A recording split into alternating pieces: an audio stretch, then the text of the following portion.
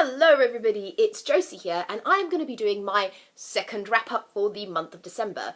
So I took part in a couple of readathons at the beginning of the month, and the first one was the Tis the Season-a-thon, strangely hard to say, and the second one was the Queer Lit Readathon, which obviously I'm very much here for. I have a lot of queer lit that I read.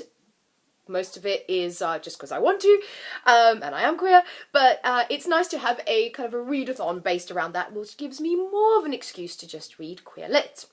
So I had quite an aggressive TBR, so I'll start with the books that I didn't really get to. So the first one was Lies We Tell Ourselves by Robin Talley. I'm still going to get to this month.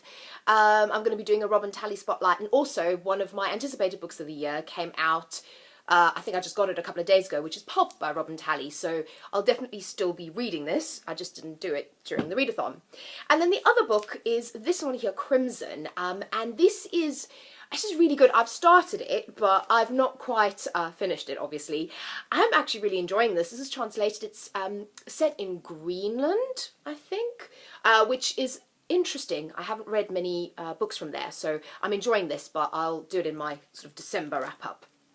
And then getting to the books I did manage to read during the readathon, the first one I read was this gorgeous book over here, Girls of Paper and Fire. This was the group read. I loved this book. Not going to beat around the bush, no pun. It was gorgeous. It's beautiful to look at. This cover's fantastic. It was one of my most anticipated books of the year, and I loved it. It is basically a fantasy. It is about girls who are, you've got paper girls who every year are given to the demon king of this kingdom as concubines. And what happens this particular year is that there is a ninth girl, and she ends up falling in love with one of the other girls. So this is a beautiful queer romance. It is also kind of adventure and action and a bit of mystery, and I really enjoyed it. I think the beginning, it started a tiny bit slow, but in a nice way. I enjoyed the build-up, but then once the romance kicked in, I loved this. This is sort of 4.5, 5-star read for me. Really, really love this book. Definitely recommend. The next one I read was this one over here. It's Our Own Private Universe by Robin Talley. This one is about a church group that goes to, I think it's Mexico, on a trip. And this girl, our protagonist, I'm trying to remember what her name is, Aki, she is she's in theory, she's bisexual, but she's never really put that into practice. And then she meets one of the other girls on this camp and then realizes that, yep, she may be, and kind of ends up falling for this girl. And I really like this. Now, the characters are 15, so this does classify as young adult. I feel like it read a little bit younger. I don't know why. But also, what I did love about this book is that it explores so many topics around sexuality, around being who you are. Also, kind of a lot of discussion around safe sex, particularly lesbian kind of safe sex, which you don't read a lot in books, and particularly not in YA books. And it's just a really sweet love story as well. I really enjoyed this. Again, I would give this 3.5 stars, 3.5 to 4 stars. Really thought it was lovely, and I think for younger girls who are kind of discovering their sexuality, this is a really beautiful book.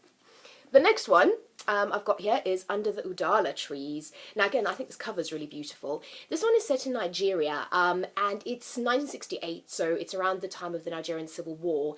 And again, it's about a girl who is discovering that she is a lesbian, and she has a romance with another girl, but a lot of this book is around religion, and her mother's obviously very religious, Nigeria being a country that will put you in jail or stone you for being gay still. So you can imagine in that climate, that's not an easy thing to do, and there's some really hard scenes to read in this book. There's a lot of religious quoting from the Bible that her mother's basically trying to tell her what she's doing is wrong. There's violence against LGBT people, so there's some hard things to read, but I think it's incredibly interesting. I think it's an incredibly important book. And I also think, although this is set in 1968, this still happens in Nigeria today, and I think we need to be aware of that, because living here, you don't realise just how bad other people in the LGBTQIA community have it in other parts of the world. So I think this is an incredibly important book. 4.5 star read for me as well, although star rating, this just doesn't actually, doesn't make sense. The next one is on a slightly lighter note, is this one over here, is A Study in Honour by Claire Odell. Again, this was a anticipated read for me for the year, and it's basically a retelling of Sherlock Holmes.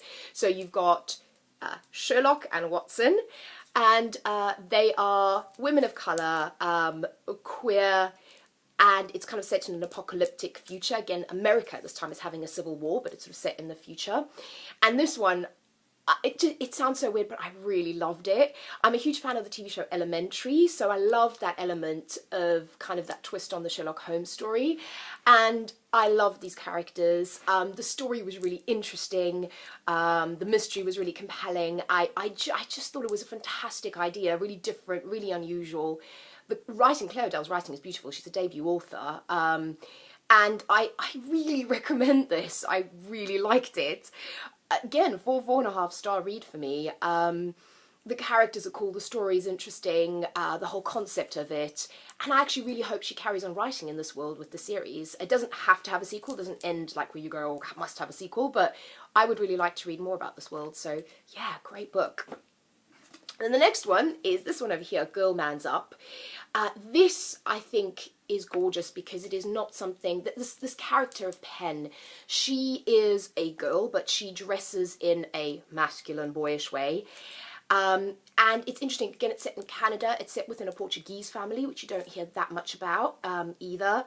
And she has very conservative parents, and this story centres around her battle with her parents. It also centres around her falling in love for the first time with a girl and really battling with her own identity and getting other people to accept her for who she is and stop trying to tell her that she wants to be a boy, but just let her be who she wants to be and dress how she wants to dress and look how she wants to look. And I think this is an incredibly important book for kind of sort of that 14, 15-year-old age range where you're discovering your sexuality, you're discovering your personality, and you're trying to decide who you are as a person. Again, beautiful read. There are some issues that I had in this book, and trigger warning for some of the language, some of the homophobia that's used in this book. But I do think at the end of the day, it's an important read, and it's one that most people should pick up, particularly in the LGBTQIA community, and everyone really. And I love this, and I love this protagonist. So again, 4-star read for me. And then the final one is this one over here. It's Moonstruck. This is a graphic novel. Kind of hard to describe, but it's a coffee house with all these magical characters. We've got werewolves, we've got sort of witch diviners, we've got ghosts, we've got centaurs. It is a lot of fun. The graphics are beautiful, the drawing is beautiful. You've got this lovely central romance between these two girls who are also werewolves. And it's just fun. It'll make you laugh, it'll make you smile. It's beautifully, beautifully drawn, but it's by the same people that do Lumberjanes. So I really liked it. Again, this was a 4-star graphic novel for me. So all in all, a good reading-a-thon. So thanks for listening. I will speak to you guys soon again, and have a good day. Bye-bye.